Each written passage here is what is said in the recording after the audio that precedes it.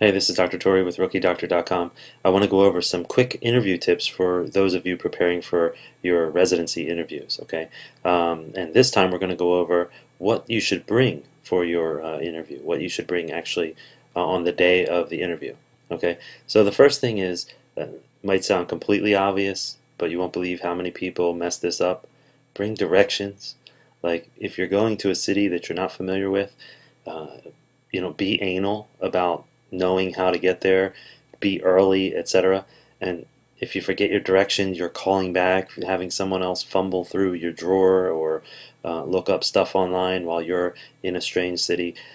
Just don't mess with it. Bring directions. Even though it's an age of, MapQuest and Google Maps and all that stuff, you might not have access to it. So bring directions, okay? Very simple. The next thing is contact information. If you do get lost or if you are going to be late, God forbid, or whatever, you should be able to contact the residency program and say, look, you know what, I'm running a little late, or, whatever. You should have contact information. Plus, you should know the names of the people that you're going to be speaking to, including the program coordinator, not just the program director, not just the chief of the department. Know the name of the primary contact, which is probably the secretary or the coordinator or what have you. Okay. Um, any updates to your application.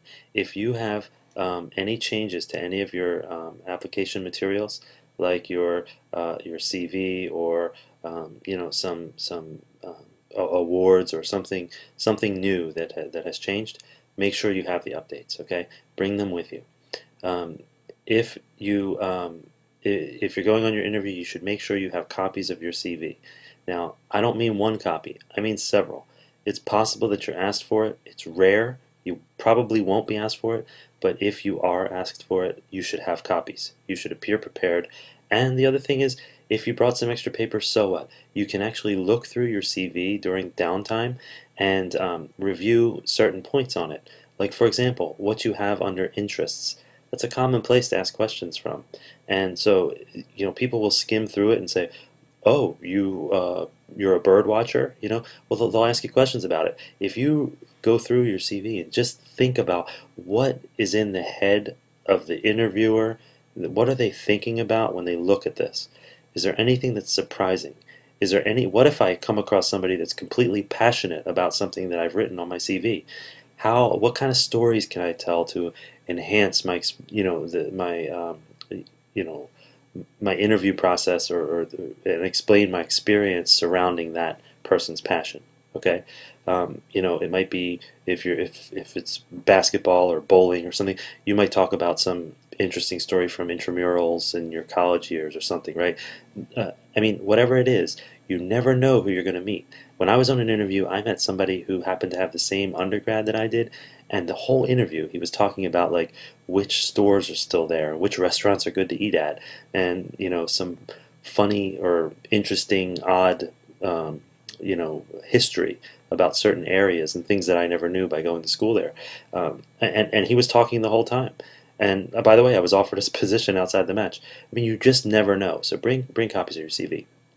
And then another thing is bring something to write on. It's possible that you're going around with the residents or the chief resident, you're getting a tour or something like that. You can jot down some notes to yourself, so that you can ask questions later. Or if you have a question and it's not an appropriate time to ask it, you can quickly jot it down. Those kind of things. And also, it makes you appear interested in the program. So these are very important points. So make sure these are things that people tend to forget when the time comes for an interview. So make sure you bring these things, okay? Then the last thing is that getting in is really only the beginning. Once you're in, your training starts and all that stuff, and you'll be in the thick of it. But right now, you are at a key point in your training. If you are interviewing right now, then that means that you are in your clinical years of medical school, or you're in the point of taking some time off. If that's the case, you have more time to develop some skills that will, immensely help you during your internship.